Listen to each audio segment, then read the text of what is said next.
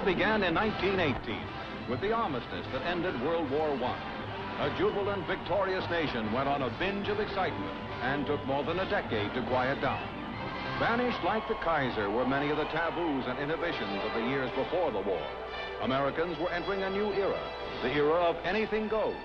These were the days of flappers and sheiks, of bootleggers and bathtub gin, of homemade racing cars and chicken wire airplanes.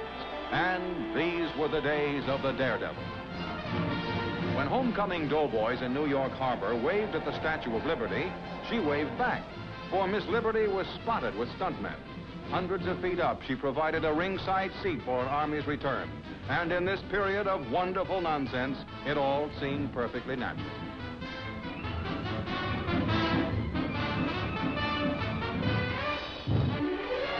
Across the continent, the classic dome of San Francisco's Palace of Fine Arts was turned into a speedway, and an enterprising cameraman got these pictures of a pair of bicyclists whose first wrong turn would undoubtedly be their last.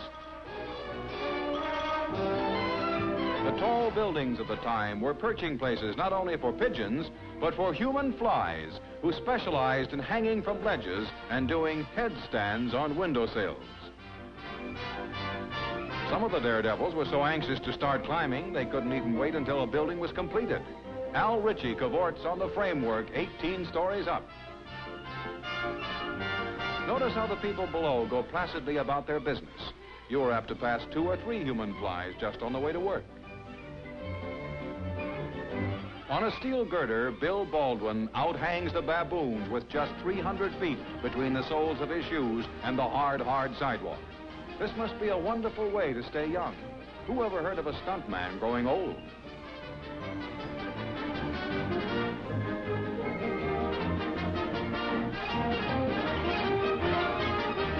Swinging Sig Smith gets a fine view of New York City skyline as he duels with gravity. From the bottom rung of this ladder, it's a big step down. Human flies? They're everywhere. 21 stories above Broadway, Daredevil Reynolds decides that although he's on a diet, it would be highly inadvisable to leave the table. One slip, and think of what would happen to all that furniture. Rudy Canino gets into the act, and all too quickly out of it.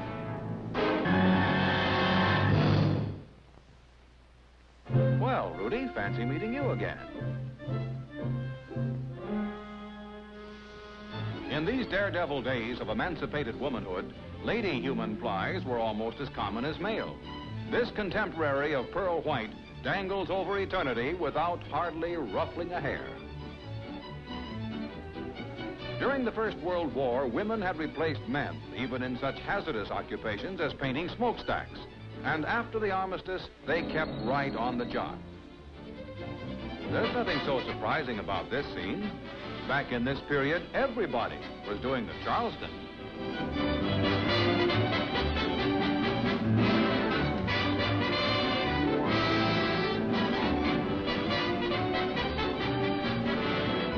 These were the days, too, of super strong men like Sailor White, whose teeth could pull 4 cars. And that famed horse fancier, Warren Travis, who thought nothing of a tug-of-war with 6 draft horses, 3 on each side, in this original version of the 2-way stretch.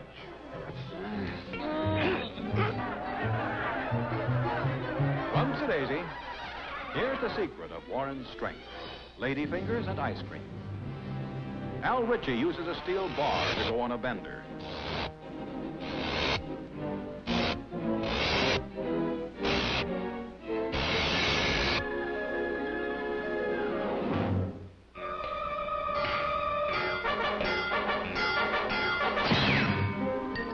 While the men in the audience marvel at Richie's strength, the ladies can enjoy the fashion show. Al feels fine now, but wait until he tries straightening up. Now, where's he going? Oh, only about 2,000 feet up in the air. The camera pointed straight down at balloonist Ed Unger gives a good impression of what it feels like to be an aerial stuntman.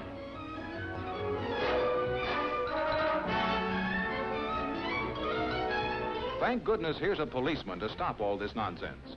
Los Angeles officer Boy K. Apt would stop it all right, except he suddenly remembered he forgot his Saturday night bath. Boy cuts a dashing figure in his latest model bathing suit. After a busy day pinching speeders and Model Ts, a cop deserves a little relaxation. And Boy has plenty of privacy in his floating bathtub. My, wouldn't it be embarrassing if he fell out? Well, Boy, I hope you didn't neglect to wash behind the ears. The airplane was less than 20 years old, but the barnstormers had it doing everything. Roman Warren liked to swoop under bridges. This arch is only 19 feet high. Augie Peddler demonstrates astounding aerial precision by dangling by his knees just 8 feet above the speeding ground to grab a cap. Aerial stuntmen were a smashing success.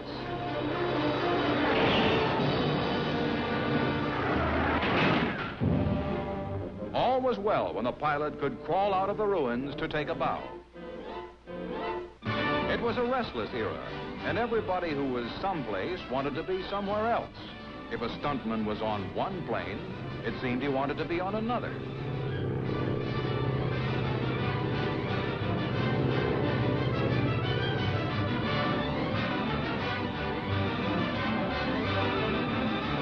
When he finally got on the right plane, he wanted to be in a car.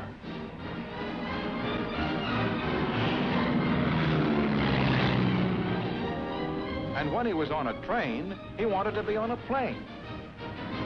Now, wasn't that a silly time to get off the train? On second thought, maybe it wasn't so silly.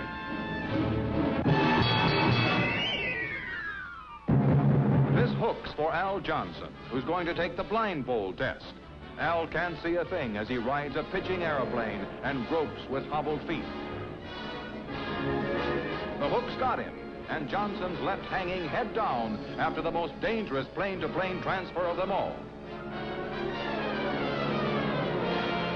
Joe Campy seems perfectly at home in a straitjacket as he makes like he's a human bomb. Stuffed in a wooden pipe, he goes 4,000 feet up. The pipe tips, and Campy, bound hand and foot, begins dropping out, head first, with a parachute attached to his feet. All he has to do is remove the straitjacket and right himself before the earth rushes up to meet him. A simple mouthpiece of hard rubber is the only support of stuntman Jack Shaw. Hanging from a swaying rope ladder, Jack clutches onto life by his teeth alone. Suppose he got cold and his teeth began to chatter. Chief White Eagle claims he has the strongest hair in the world, and he prepares to prove it the hard way. This is the hard way. Among the barnstormers, only sissies wore parachutes.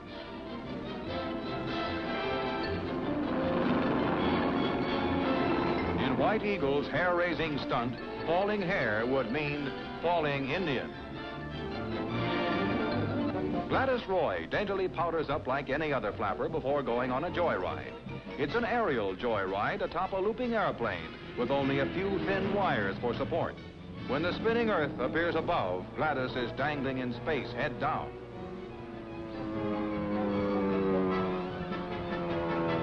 Gladys is down. She's up. She's down. This will muss her makeup.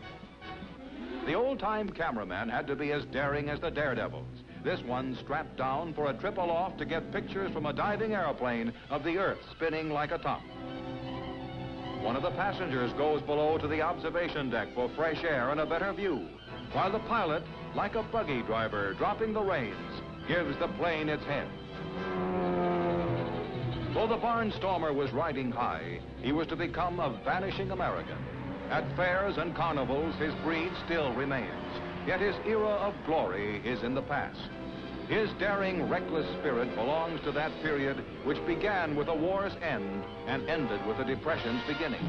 His was the time of low-powered planes and high-powered stuntmen, of the tin flask on the hip and the tin Lizzie in the garage, of rolled stockings, marathon dancing, crystal sets, mahjong, miniature golf, and the noble experiment. Some of us old now were then young, and some of us hadn't yet been born. But to those who remember, the world was a carefree, mad, whirling, twirling, topsy-turvy place back in the Daredevil days.